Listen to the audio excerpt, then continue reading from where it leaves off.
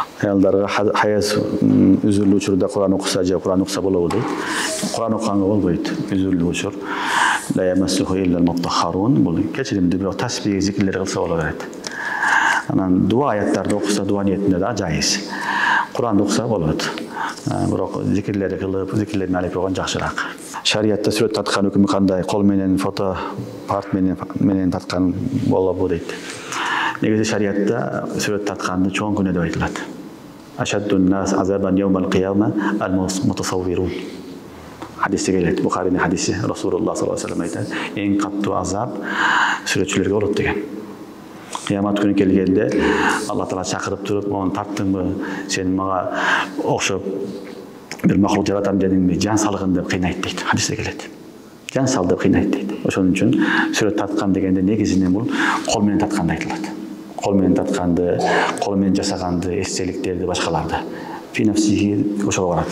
Бирок бүгүнкү күндөгү баягындай телефондор аркылуу фотоаппарат менен тартып аткандарды уламалар айтат, бул деле жакшы эмес дейт. Бир гана зарылчылык болсо гана колдонсун дейт. Документке, паспортко, башкага такса болот, жөнөкөй тарткан болбойт. Эгер цифровой бүгүн телефондор чыгып кетип тартып койсо, жөн эле көрсө болот. Аны чыгарып алса, күнөкөр болот дейт. Чыгарып алгандан кийин сүрөткө айланат, чыгарбастан ичинде калган болсо колдонсо болот дейт. Негизи эле адам баласы сүрөттөн алыс болуш керек. Тартам десе, жаны жок нерселерди тартсын. Жансыз нерселерди, жаратылышты, тооду, ташты, дарактарды, кооз нерселерди толтура, ошону тарткан жакшыраак.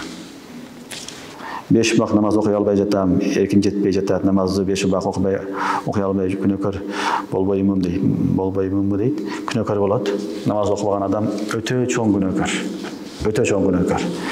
Ал бир күндө 5 маал окубаган болсо 5 чоң күнөө кылат. Көп маани бербейт буга. Бул күнөө бир күндө 5 чоң күнөө кылдың сен. Ар бири өзүнчө фарз. Ошон үчүн Кудайдын астына барганда биринчи намаздан сураласың.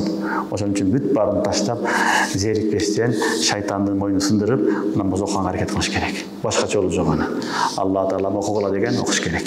Түнүктүү ахиретке барганда суралат, ахиретти эстесең, кыяматты эстесең, намаз окубаганда кандай күнөөлөр болот эстесеңер, анда намазга бекем болосуңар. Ошон үчүн намаз окуш керек. Окубаган адам мен күнөөкөр эмесмин деп түшүнбөсүн. Ал өтө чоң күнөө кылат. Бир күндө эле 5 күнөө. Эми ойлой бер, бир жумада не болот 40 күнөө. Ошондо отуруп, Кудай сактасын. Өмүр бою окубаса өмүр бою чоң тоодой күнөөлөр топтоп барат. Алийязу билла. Анын азабы да катык болот. Ошон үчүн намаз окуш милдетибиз барыбызда. Азыр жаш кайда наристелер көп ооруп жатат. Булардын себеби эмне болушу мүмкүн? Туура эмес тамактануудабы дейт. Алла билет эми, Аллах өзү билет. Туура эмес тамактануудага себеп болушу мүмкүн.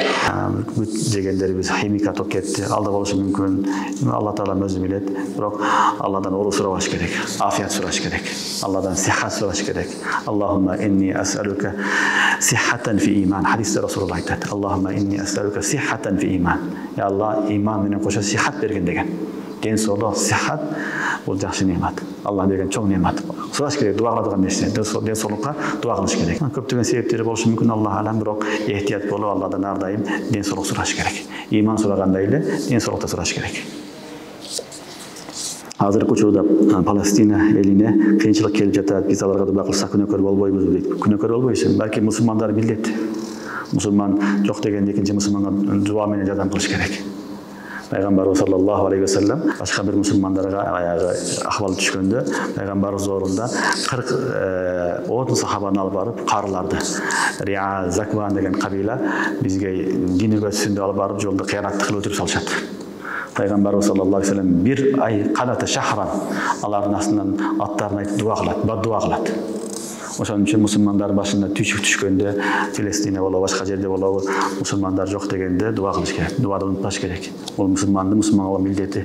Алла Таалам эл бар жерде тынчтык орнотсун, бирок уруш болуп турган жерлерде Алладан нусрат сураш керек. Алла жардам берген ошол мусулмандарды жеңиш насип кылгын, өткөндөрүн шахид кылгын, калган элибизге тынчтык орноткон деп Алладан дуа кылыш керек. Түшүнүктүү, бул биздин милдетибиз, иманий милдет.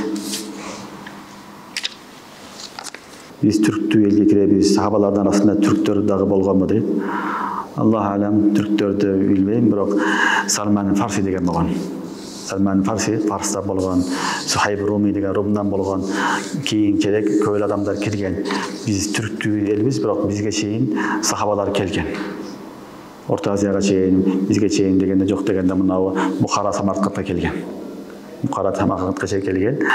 Күлсүм ибн Аббастын баласы Күлсүм разыяллаху анхунун кабыры Самаркандда.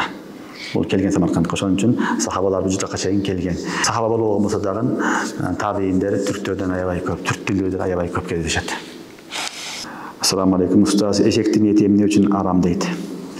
Eşektin eti aram, Peygamber sallallahu aleyhi ve sellem aram kılgan. Elek, bu eşektin eti Kur'an'da gelgen emes, biroq Peygamber sallallahu aleyhi ve sellem aram kılgan. Haybar uruşunda, Gazbat'ta, Haybar'da açıqaçılık bolup, oşonda sahabalar eşlik etaplastar, eşekti pişirip jey başlagan. Pişirip kazana koyup koygonda Peygamberimize haber kelgen. Rasulullah sallallahu aleyhi ve sellem. Haber kelgende Rasulullah sallallahu aleyhi ve sellem aytkan, kazanды tökküle degen. Etleri rıtkıla haram kılındı degen. Oşon üçün eşektin eti haram. Biz ayttık, Allah Teala bizge ziyan veretken esini haram kılgan dep. Allah haram kılgan, Allah degende şari degende Allah, Rasulullah ökö çoğu dedi. Çünkü oşon üçün bu Peygamber haram kılgan esine gidet eşektin eti haram jegenge bolboyt. Subhanakallahumma bihamdika, eşhedü en la ilahe illa ente, estağfiruke.